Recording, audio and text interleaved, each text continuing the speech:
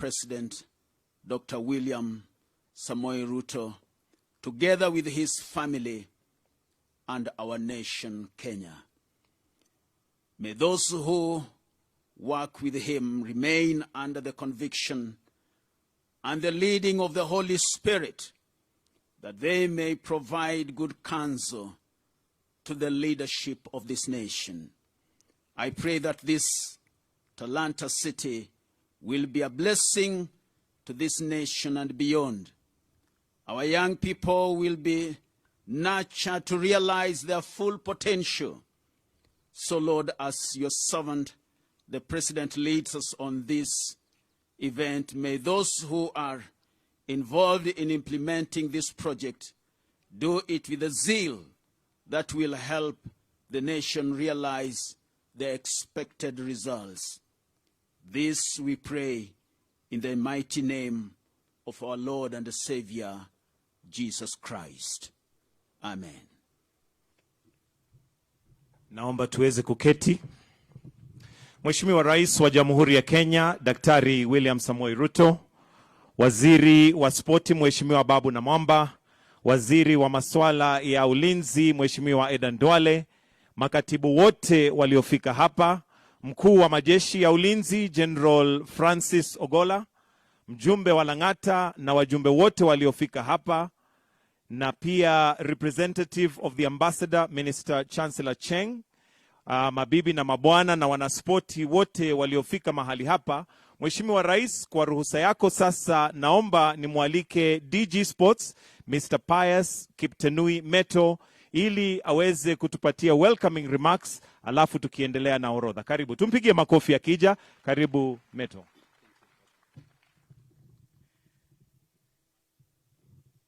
Your Excellency, the President of the Republic of Kenya, Honorable Dr. William Samoei Ruto, mawaziri ambayo wako hapa, PSS, na sisi wote amjambo.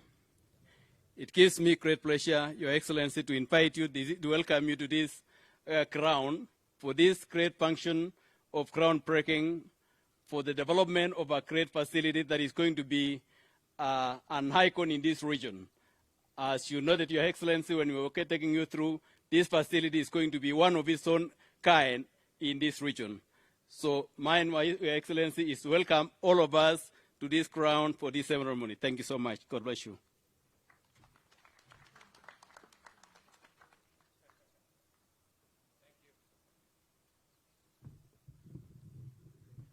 Asante sana, na sasa tumpigie makofi mjumbe wa eneo hili Jalas aje atukaribishe.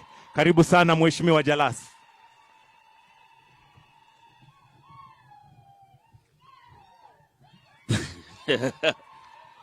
Thank you so much. Asanteni sana.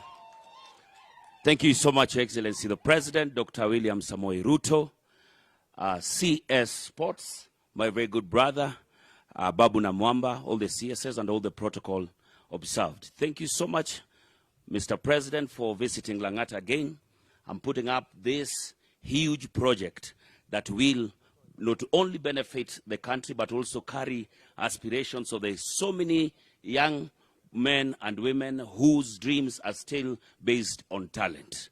What we would request as a constituency, we border Kibra down this side and Dagoretti on this other end. When the contractor starts work, kindly tunaomba vijana wetu wapewe kazi, wakue hapa wakifanya kazi kila siku. Asanteni sana. Mheshimiwa Rais, karibu Lang'ata tena. Asante.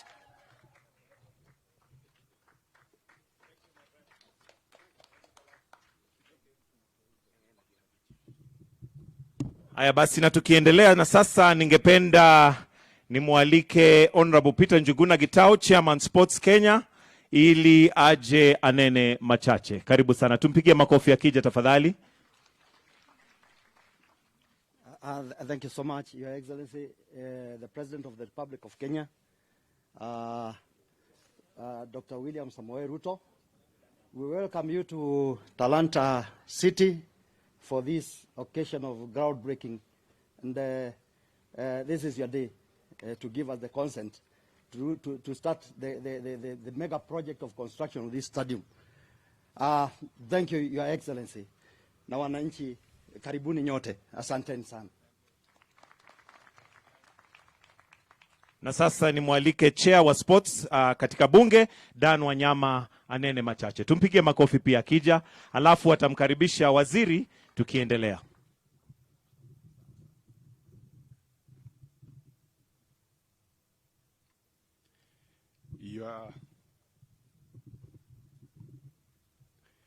Your Excellency, Sir, the President of the Republic of Kenya, our CS, other leaders available, wananchi watukufu, hamjambo. Mine will be very brief. First, to appreciate the executive that for many years, this is the time we have had an executive that supports sports. Initially, the ministry was being looked at second hand. But when you look at it critically, this is where the population of Kenya is. And I want to appreciate the executive that you have taken it upon yourself, and this time around, we are seeing that funds are being channeled in this ministry. And most importantly, Your Excellency, I want to thank the CS who has come in with a lot of vibrancy, that the ministry is now being felt in this country. And I do appreciate that so far, although they have not done well enough, but there is serious improvement in terms of the sports fund, funding federations. But the only challenge I want to give to the CS is that as we put up this infrastructure, what is critical is that how do we manage and prepare our teams. It is not enough just to give allowances and the tickets to the teams. What is more critical is the time to prepare these teams to face these champions. So as we look forward to actually hosting AFCON, it will be more prudent and more emphasizing if we prepare our team well, and we should see Harambee Stars in the final going forward. And that means that we must put so much to prepare our team for that occasion. I want to thank you, and Your Excellency, continue supporting this ministry. Therefore, it is my humble opportunity to welcome my brother, the CS, Honorable Ababu Namwamba, and he is popularly known as Honorable Smart. Welcome, Ababu. Thank you, bro.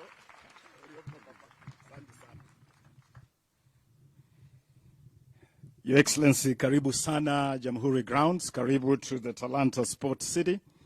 This incredible, historic, iconic project is a manifestation of the whole of government approach to service delivery.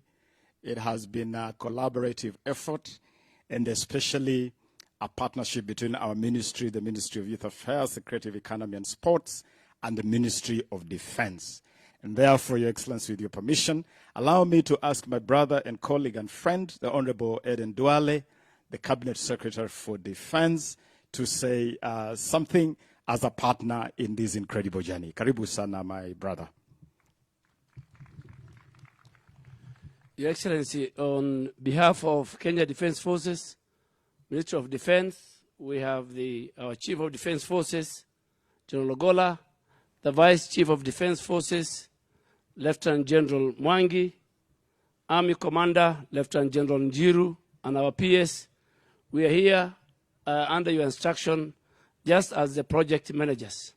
And we will make sure, Your Excellency, as before, with the contractor, that all will be done and the timelines will be maintained as per the AFCOM 2027. Thank you, Your Excellency.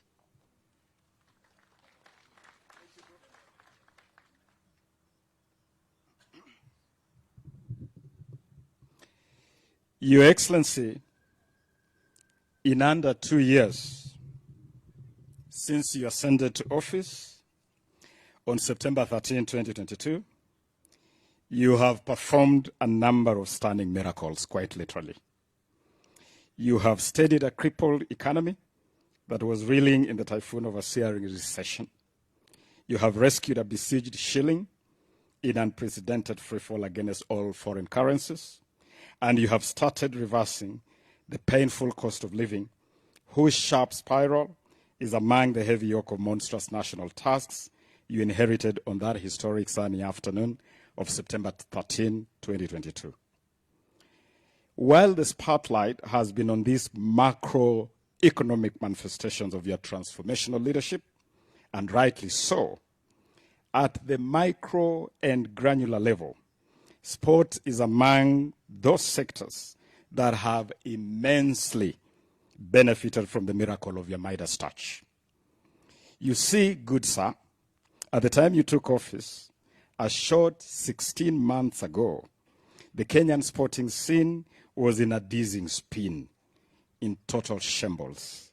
Just to jog our memory with a tip of that gigantic iceberg. Number one, the entire football economy was in the deep freezer, suspended by the world governing body FIFA. Number two, swimming was dead, banned by World Aquatics for eons. Number three, athletics, the jewel in our sporting crown, was on the verge of a devastating ban by World Athletics for unfettered runaway doping. Number four, there was zero state effort of any complexion to support development of the immense talents of our youth, while corporates had taken flight from sports sponsorship. And five, the country's sporting infrastructure was in tatters. No single stadium in Kenya met the stringent CAF and FIFA standards, and Kenyan teams were faced with the very real prospect of hosting their home matches on foreign soil. Yes, the scenario was that grim. In fact, Your Excellency, when October 28, 2022, I landed at the Ministry of Sports after your gracious appointment, I honestly feared that my bossy had condemned me to purgatory. But, Your Excellency, with your firm and reassuring support, guidance, and encouragement, we folded our sleeves and went to work. And voila, it has been miraculous win after miraculous win after miraculous win. Within a month, the FIFA suspension of our football was lifted, while the looming ban on our athletics was averted. Both after intense diplomatic blitz with FIFA President Gianni Infantino and World Athletics President Lord Sebastian Coe, respectively. In 90 days, we had prepared Kenya's first ever sports and creative infrastructure master plan, which we speedily rolled out and saved our national teams the shame of hosting home matches in neighboring stadia. Within 9 months, we were unveiling the Talanta Hela flagship, our revolutionary initiative that is flying Kenya to the future by identifying, nurturing, and monetizing talents in a deliberate, intentional, and structured manner. By month 10, World Aquatics had lifted the long-standing ban on Kenyan swimming. And within exactly 1 year to the month you took office, you took oath of office, Kenya was not only fully back in the fold of world football, but quite incredibly, on September 28, 2023, you stood at the Nairobi Showground, Your Excellency, a short distance from here, to announce to an ecstatic, albeit disbelieving nation that Kenya had won the rights to host Africa's premier sporting event, the Africa Cup of Nations in 2027. Doing so jointly with our good neighbors Uganda and Tanzania under the unprecedented East Africa Pamoja banner. With my East Africa Pamoja team in Cairo, Egypt on that day, Your Excellency, we locked ourselves in a room and danced and shouted Ebenezer. As we speak today, Kenya's pedigree as a sporting powerhouse has been restored. Elite sporting events from the magical Kenya Open, the WRC Safari Rally, and now AFCON are pouring into Kenya like the El Nino rains. And both bilateral and corporate partnerships are growing rapidly with Kenyans enjoying immediate fruits and benefits like live football broadcasts which had disappeared off our TV screens. Dear fellow countrymen and women, if that is not miraculous transformation, please show me what is. The speed with which we have turned around this sports sector can only belong to the league of the incredulous pairs of Faith Kipyegon and Ferdinand Omanyala. Hongera, sir. Hongera, my boss. You have done it. The spanking new Talanta Sports City, whose groundbreaking we witness here today, is the perfect symbol, the fitting epitome of this incredible journey of unprecedented rapid transformation. With meticulous planning and granular attention,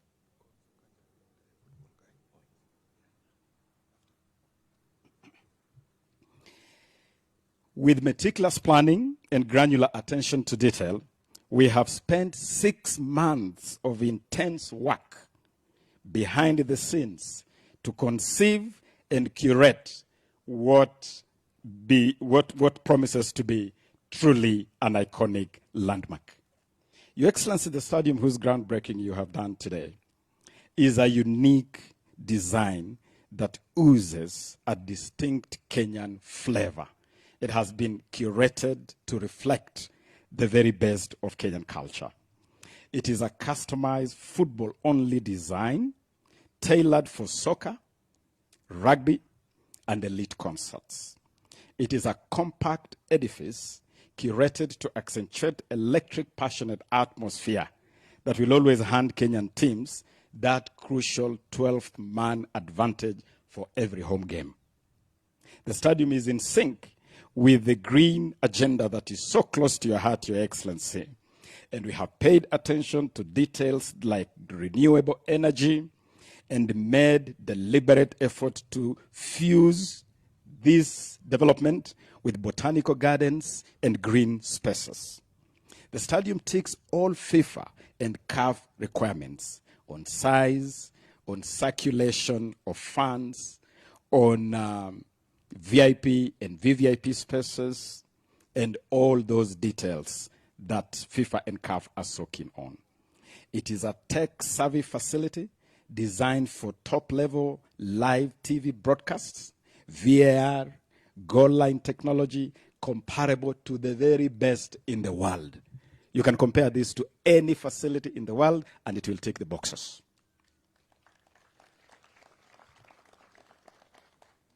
Your Excellency, we have also thought beyond AFCON 27, because this facility will stand beyond the tournament. And so we have thought through utility beyond AFCON. We have imagined revenues from naming rights. We are already thinking of professional management of this space that will turn it into an economic hub. Your Excellency, this is a legacy project that helps to deliver on 3 pivotal promises in the plan and in the bottom-up economic transformation agenda. It delivers on the promise of elite sports infrastructure. It delivers on the promise of making Kenya a competitive destination for elite sporting events. And it delivers on the promise of using sports as an economy to provide opportunities for our youth. And yet, this is only the beginning. Your Excellency, we have also made effort to compare the cost of this project with other similar projects. And I can assure the people of Kenya, compared to projects like the Alassane Ouattara Stadium in Abidjan, Cote d'Ivoire, that hosted the recent AFCON in Cote d'Ivoire, compared to the new stadium in Kigali, Rwanda, the Amahoro Stadium, we have done a cost analysis, and Your Excellency, I can look Kenyans in the eye and tell them cost per unit, this stadium is way cheaper than those other stadiums. Your Excellency, this stadium is the centerpiece of our infrastructure development master plan, and we have already imagined what should be done in the rest of the country. You know, Your Excellency, that Kasarani is already under renovation as part of the AFCON hosting preparations, In fact, I'm happy to report that Kasarani is already at 30% of refurbishment. And by December this year, Your Excellency will be inviting you to officially open a refurbished Kasarani Stadium. We are also on a blaze to refurbish other facilities. We are refurbishing Buhungu Stadium in Kakamega, which we have designated as the host venue for Africa's second-tier football tournament, the African Nations Championship, or CHAN. And we are already on with that. We are already refurbishing Kandui, in Bungoma, and many, many other places, including Kipchoge Keino Stadium in Eldoret. Your Excellency, we are also imagining facilities in places like Mombasa, and we have made plans. I know there has been debate on the location of this project, and we have looked at Mombasa, and I'm glad to report to you, Your Excellency, that we have already prepared a plan to have a fitting facility in the coastal region. Excellency, let me conclude by reminding us that failing to plan is planning to fail. And what we witness here today is the result of meticulous planning from December 6, 2022, when Cabinet first passed a resolution approving a request by the ministry to bid for the Africa Cup of Nations 2027. And from that date, that magical date of December 6, 2022, Your Excellency, we have been able to plan. I want to thank you for your guidance. When we were ready to bid for AFCON, we asked you to flag off the bid, and you gladly accepted to do so from State House. It is your action that triggered our partners in Kampala and Dar es Salaam to follow suit and to build a formidable East Africa Pamoja team. Thank you for the leadership, Your Excellency. Allow me also to thank my cabinet colleagues that this project has received incredible support from my colleagues in cabinet. And any time we have submitted cabinet memos, cabinet papers, cabinet briefs, it has received that support. And I want to assure you, Your Excellency, our sportsmen and women, and the people of Kenya, that Kenya will be ready to be a proud co-host of AFCON in 2027. And we are working with the Federation to ensure, Your Excellency, that we don't want just to participate. Hatuwezi jenga kitu kama hii, alafu Harambee Stars iwe knocked out in the preliminaries. So as we build infrastructure, we are also, Your Excellency, investing in the long-term development of a formidable Harambee Stars. Formidable Harambee Stars. A Harambee Star that will not only participate, but compete effectively against Africa's best here at Talanta Sports City. Asante sana, Mheshimiwa Rais. Thank you for the support. Thank you for being the champion. Let me also thank your colleagues, your brother, His Excellency Yoweri Museveni in Uganda, and your sister, Mama Suluhu, the President of the United Republic of Tanzania. The three of you have led us to build a formidable team, and together we shall make East Africa proud in 2027. Allow me now, sir, with your permission, to ask the President of Football Kenya Federation to say something as a key partner on this journey. Thank you, Waziri. Your Excellency the President, I'll be very brief. For 1 year since you came to office, I was here for about 7 years.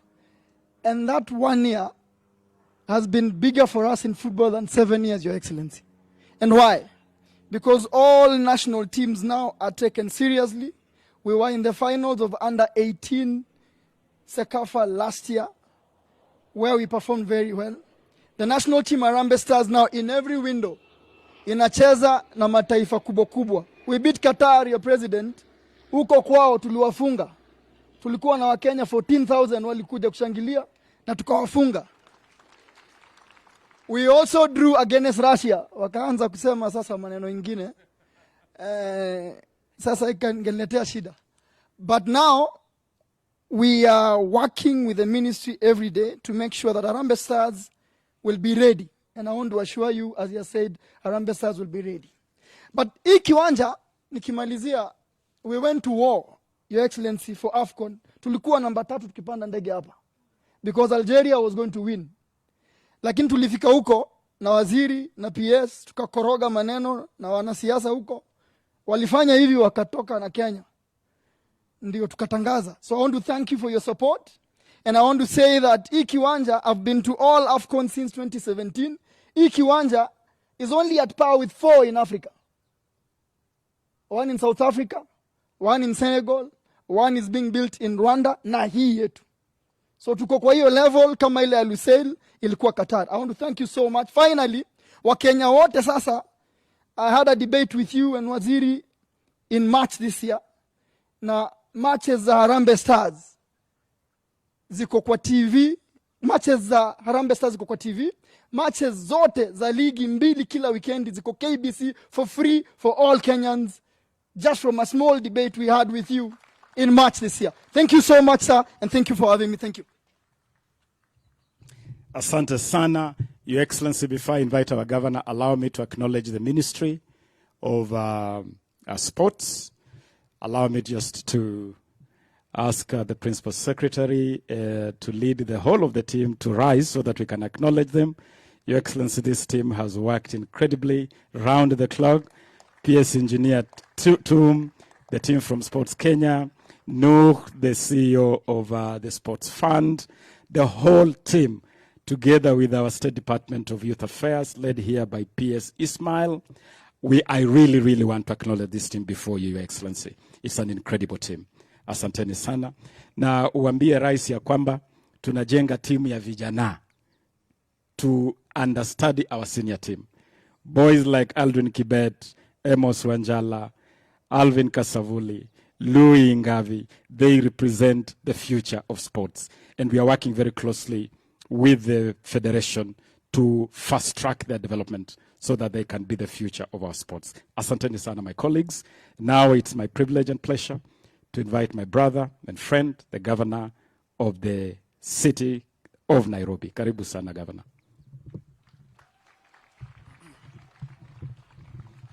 Thank you very much, Waziri Ababu Namwamba.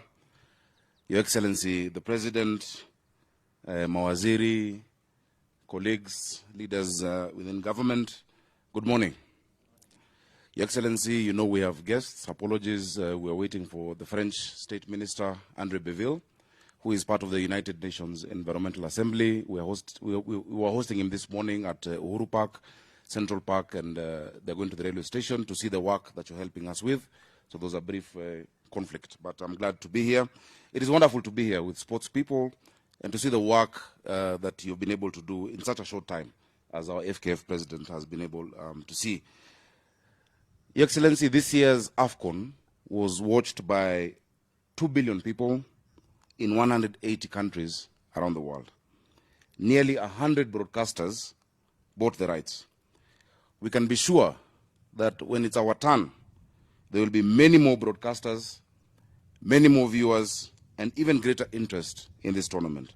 It will be Kenya's most important opportunity to brand itself in the minds of the world since Eliud Kipchoge's heroics, and the most important football event ever since Gor Mahia won the Cup Winners' Cup in 1987. Your Excellency, you know I love sports. I have the blood of a champion. I'm the son of a champion, you know that. My mother, Emily Ayoti Kubasu, was one of the last to win the 200 meters in the Commonwealth, and I'm glad that you have accepted to grace her 30th anniversary this year since she passed on. So wakaniuliza mbona mamangu alikuwa anakimbia na mimi sikimbii, nikamwambia I ran for office. She used to run for athletics, me I ran for political office. Your Excellency, I've also been the patron of AFC Leopards, which is still our team. And this year we're celebrating our 60th anniversary of AFC Leopards. We hope that Your Excellency will be able to grace that event. I believe we're ready for takeoff. As hosts, we need to be ready to go deep into the tournament.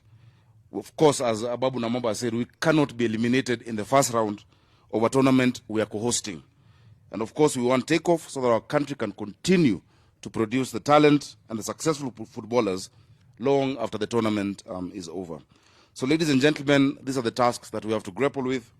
We need to put on a memorable tournament. We need to put together a team that lives up to the standard expected of a host. And we need to maintain production of talent long after we're done. Can we do it? Are we ready? Of course we can. I'm really pleased and honored that the President and your government, Your Excellency, you've thrown your full weight behind this project. You've committed to the upgrading of infrastructure that we need to host this tournament, and you've committed to a long-term plan to train talented young Kenyans so that our footballers and our sports people can take their place amongst the world's best. We in Nairobi County are especially thankful for your generosity as a national government in choosing us as the site of this talent city. Your Excellency, kwa hii uwanja tumecheza ball kama vijana. Our people in Ngando across the road have always, have been worrying because we told them when we build this stadium, watakuwa wanakuja kucheza tukijenga ground. We used to watch from the other side. Now there's a mound that blocks even the view from the road. Unajua ile changamoto tulikuwa nayo kupata hii kiwanja. Ilikuwa imechukuliwa na wakora. I think more than 4 people had title deeds on this ground. But we thank you for your grit. We thank you for your stamina and for your position that public land must always revert to the public. This belongs to the people of Kenya and the people of Nairobi. Your Excellency, as a county government, we have also made a lot of progress. We have completed the Dandora Stadium, which was stalled for a long time in the previous administration. We're going to be launching it with Safaricom during the Chapa Dimba Festival. We hope you are going to be our guest of honor on that date in April. We are doing the Joka Denge Stadium, what was known as City Stadium. We are revamping it. And also we're doing Woodley Stadium. We hope that we can count on your support in those endeavors. We're going to have a statue of Joka Denge, one of our greatest football heroes, just like Thierry Henry's at Emirates Stadium, outside City Stadium, which used to be called Donholm Stadium. We thank you for your support. Nimeongea na mdosi ya Sports Fund, mkubwa ya Sports Fund, amesema pia anaweza kutuchangia, tusaidie, tutengeneze hiyo stadium pamoja. To make a budget ya 800 million kama county, but najua ukituongezea kama 800 ingine ama 1B itakuwa ni noma sana na itaweza, Your Excellency. Asante sana and karibu sana Nairobi. Thank you, Governor. We'll certainly work with you. Your Excellency, before we invite you, allow me to clarify something important about this site. This site, as Governor has said, was subject of activities which I'm glad this project will bring an end to. But importantly, as we start this project, is to note that some public funds had already been spent here. A number of pitches had been developed using public funds. The pitch where we are seated now is a rugby pitch. We have a number, now 2 football pitches. The one where you scored a classic penalty, and that is a penalty we'd love to see Harambee Stars score at this stadium. And the other pitch, the other side. All those developments we want to announce to the country have been saved and nothing has been wasted. We've been able to rescue all the fields. We have rescued all the forest areas, or even the toilets, like the toilet facility right here. Your Excellency, we have arranged with the contractor. It is going to be lifted as is and taken somewhere else where it can be made use of. The hustler bazaars, the parking, everything that has consumed public resources here will be saved and put to use.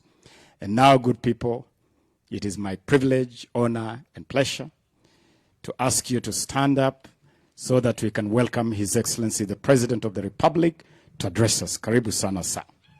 Thank you. Thank you, Babu. Asanteni sana. Tafadhali tunaweza keti chini. Mheshimiwa Waziri wa Sports, Mheshimiwa Waziri wa Defense,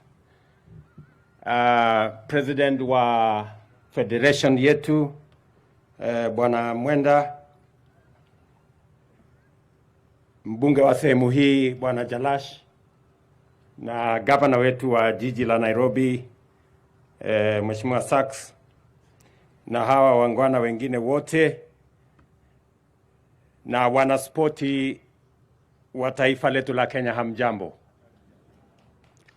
I am very, very delighted to be here with you as we break ground for the construction of this historic Talanta Sports City, a transformative project that is designed to redefine our nation's sporting profile and deliver an iconic facility and infrastructural development for this city and for our nation.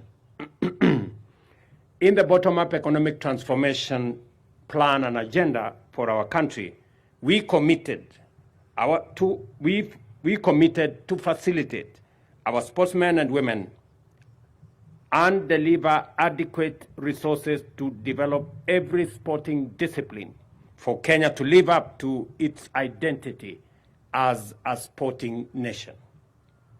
Among the necessary interventions set out in our plan were to return Kenya to international football, promote county-level leagues and inter-county championships, culminating in a national sport festival, and dedicated finance for sport infrastructure development. I am happy to announce that we have delivered and continue to make progress in transforming Kenyan sports into a global, competitive, and highly lucrative national sector. To begin with, Kenya is a co-host, together with East African brotherly nations of Tanzania and Uganda, of the 2027 edition of the Cup of Nations, meaning that we will be participating in a continental and internationally accredited tournament and also actually hosting a number of games here in Kenya and right here in this stadium. We have developed and are implementing with great determination the Sports and Creative Industry Infrastructure Development Master Plan. This is devoted to providing state-of-the-art competition and training facilities to comfortably host and facilitate world-class international competitions. It will also provide high-quality training facilities for our sports people and develop a countrywide network of talent incubation and development hubs.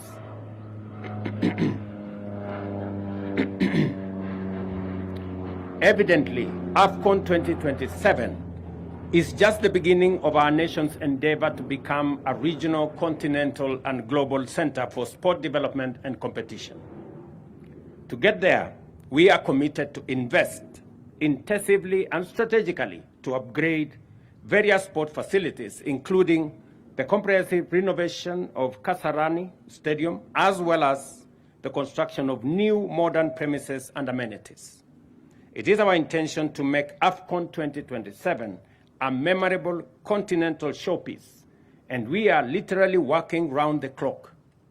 If you visit the Kasarani Stadium, work is underway on a 24-hour basis to ensure that renovations are completed on a high standard or to a high standard by next year, well in advance of AFCON 2027. In fact, I have just confirmed from Minister Ababu that in fact that timeline has been reviewed, that Kasarani will be complete by end of this year. Beyond AFCON, we recognize sport and creative industry as primary youthful sectors. Consequently, our sports and creative industry development strategy is intentional about leveraging the immense direct and indirect opportunities for job creation, for talent development, and for wealth creation for our young people in Kenya. We want every sporting discipline and creative endeavor to pay adequately and provide rewarding employment and other opportunities to talented people in Kenya. Under the Talanta Hela initiative, we have set out a sustainable program to identify, develop, and monetize sporting and creative talent. With the infrastructure plan, we are deploying resources from diverse arrangements, including public-private partnership, like to a good extent what's going to happen here, to develop and meet present and future infrastructure and inventory requirements. I invite stakeholders, including potential infrastructure development partners, to explore these opportunities and become part of Kenya's transformation in a world-beating sector. Our bottom-up economic transformation agenda acknowledges our country's youth bulge and approaches it as an unprecedented opportunity to catalyze a historic explosion of possibilities across our country. We are here today, therefore, to demonstrate this commitment by accompanying our promises with investment.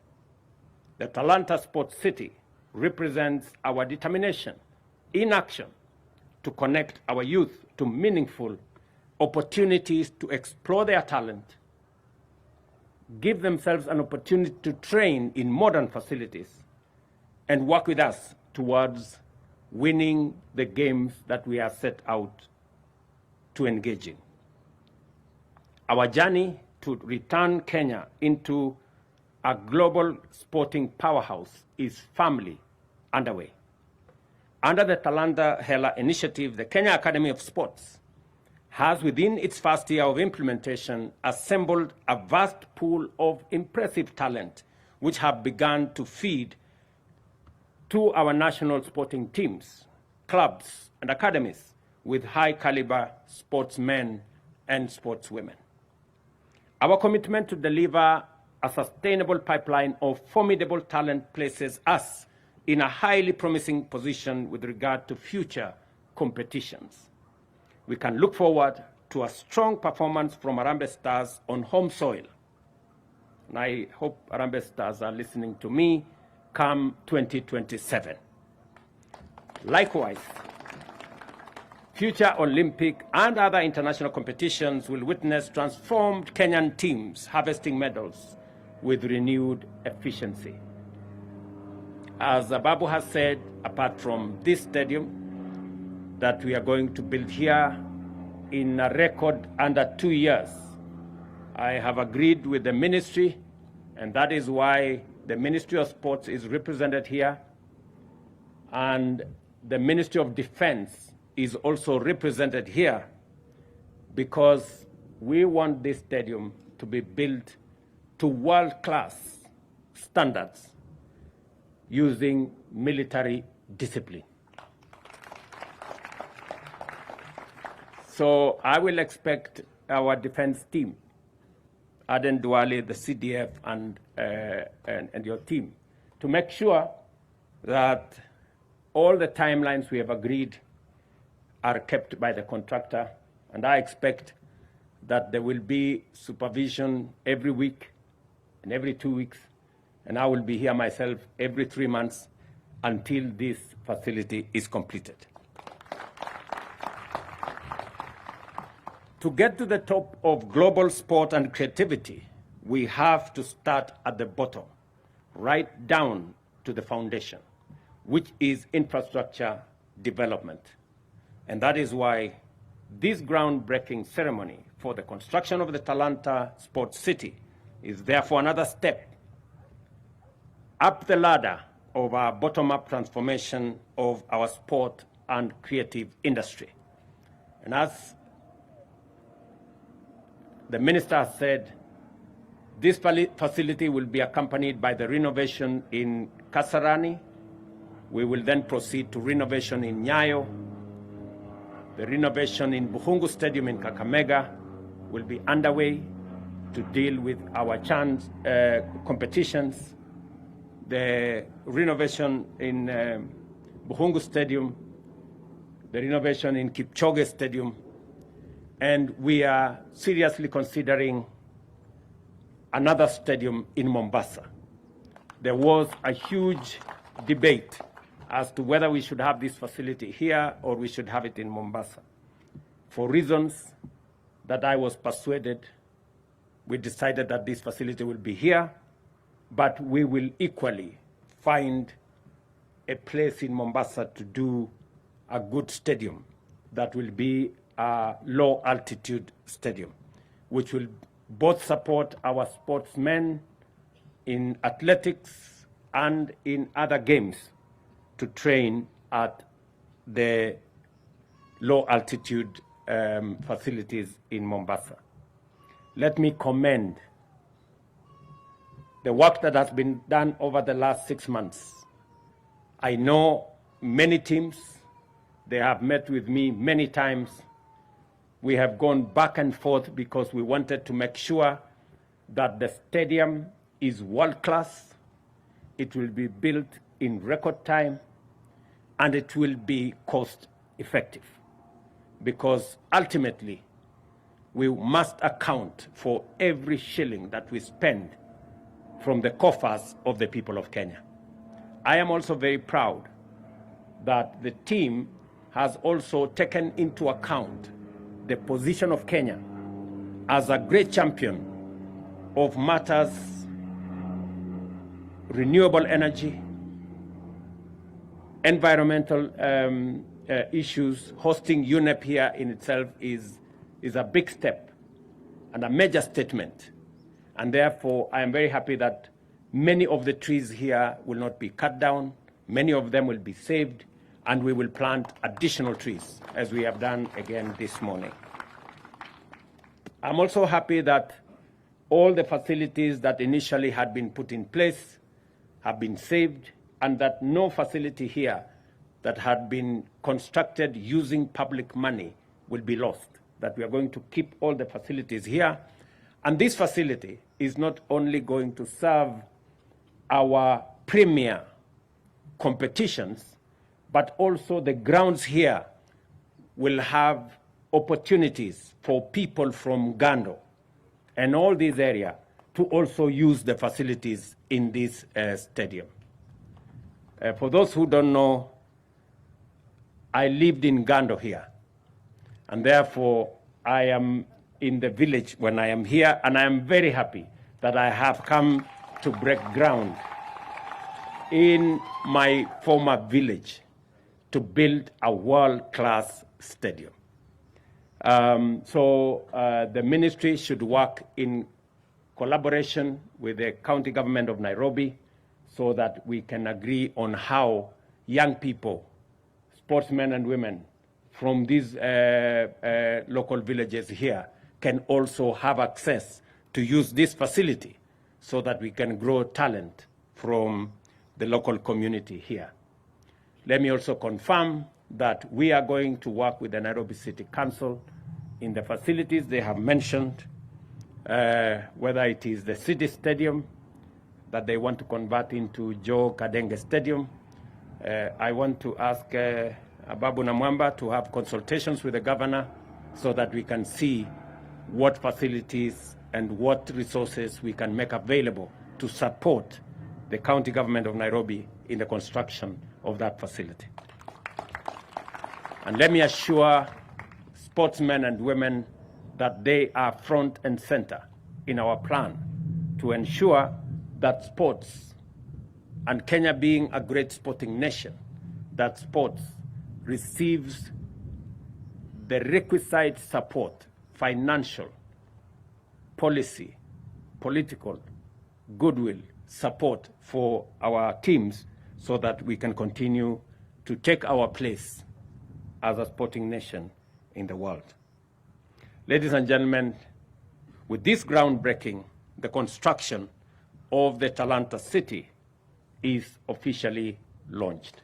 Asanteni sana.